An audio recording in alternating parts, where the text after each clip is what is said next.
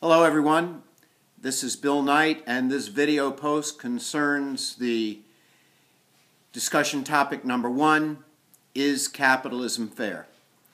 I'm sorry, but I do not have the wisdom to proclaim for you whether capitalism is fair or unfair. Fairness is a subjective term, and nobody's perception of fairness can be proven to be any better or any worse than anybody else's perception. So your grade for discussion topic number 1 was not determined by your proclamation that capitalism was fair or unfair, but rather it was dependent upon your ability to explain your perceptions of capitalism in an articulate, logical, and factual way. Cliches and platitudes make for convenient political sound bites, but they don't work in a science such as economics.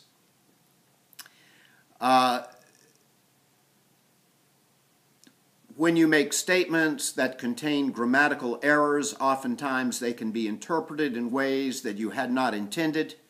And that's why I urged you not to submit your first draft, but rather your third or fourth draft, where you could catch these grammatical errors. So if you lost points, the reason was explained in my reply to your individual posting. You're invited to reply to my explanation or reply to this video post if you want.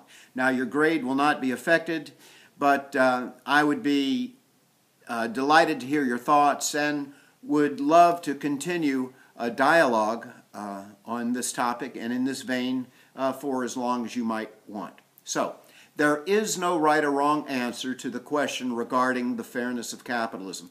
As a matter of fact, Nicole, one of your classmates, posted, capitalism was not even intended to be fair.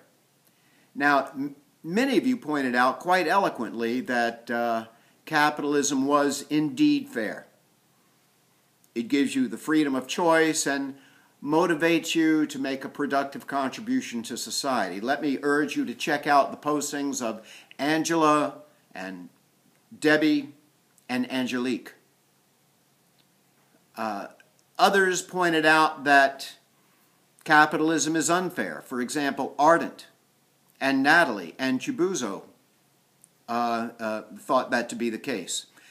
They pointed out that not everyone starts out at the same point or has a level playing field. Now, I do believe that the playing field is tilted by racial and sexual discrimination. But I would argue that these are the vestiges of a tradition society. Remember, in real life, every society is some combination of tradition, command, and market. Including this society. So I believe that those institutions of racial and sexual discrimination are vestiges of tradition and not characteristics of capitalism per se. Now, I would argue that in a pure capitalist society, one devoid of tradition and command, as unrealistic as that may be, but in such a society, I would think that these institutions would evolve perhaps eventually completely out of existence. Now, whether that would actually happen in real life, I don't know. But I think that over the decades, our society has been moving in that direction as a result of capitalism. Now, here's why. In a purely capitalist society, everyone would want to maximize their own material wealth, including me, and including you. And therefore, no one would want to hold anyone back from achieving their potential for some superficial or artificial reason. Like everyone else, I'd want everyone to achieve their full potential and would not even want to withhold access to information or training or education based upon race or gender, or sexual orientation, or what have you. If you are as productive as possible, not only will you be the richer for it, but I will be the richer for it. If the supply of goods and services produced is maximized, their price will be minimized. And this will make everything more affordable for me and ultimately increase my standard of living. It's by minimizing opportunities that are available to people, restricting their productivity, restricting their ability to fulfill their potential, that the supply is restricted, prices rise, and I am made worse off. So I think it's the vestiges of tradition that make the playing field uneven, not capitalism. Now, let me speak for a moment about the issue of starting points. Some people inherit wealth and some don't. I'm envious, sometimes even resentful of people who inherit wealth, oftentimes so much wealth that they don't have to work at all and they can still enjoy a higher standard of living than me. In fact, sometimes it makes me feel good to punish them by either raising their taxes or somehow confiscating their wealth, bringing them down to my level.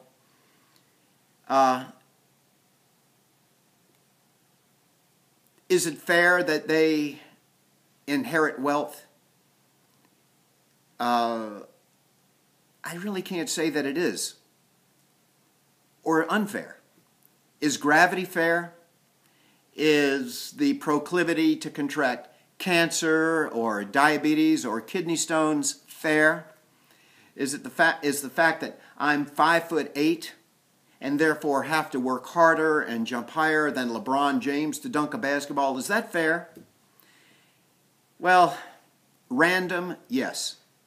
Luck of the draw, yes. Unequally distributed, yes. Unfair? Well, I can't really say that. I'm not really sure that that term is even relevant. However, one of my greatest senses of satisfaction is to know that I will be able to provide my children with security and opportunity when I'm gone. As much as I would like to have other people's wealth redistributed to me, it is even more important that I know that my wealth will not be redistributed to others, but will go to my children. In fact, I intend to work even beyond the point at which I am eligible for retirement, so I can be sure that my grandchildren will have an opportunity to go to college. Now, some people are born with grandfathers that want to take care of them, some are not. Some are taller than others, some healthier than others. Is it fair? I think the concept of fairness there is irrelevant. But I do know that if the government were to deprive me of that opportunity to pass my wealth on to my grandchildren and provide for them after I'm gone by somehow confiscating my wealth and for which I have worked so hard and so long, and redistributing it among those that some bureaucrat or some senator deems more deserving, or perhaps because they're trying to chase their votes, to me, this would seem unfair. So I'd say that the unequal starting points are random, but not really the result of capitalism. Of course, that's very easy for me to say because my parents provided me with all of the opportunities that I could have wanted. Please feel free to respond to this video post or those of any of your classmates. Your grade, once again, will not be affected by it, but I'd be happy to continue this dialogue on this subject. Also, I'm looking forward to reading your submissions regarding discussion topic number 2. Are you a liberal or conservative? So keep an eye out on the announcement section, and we'll be doing this again real soon.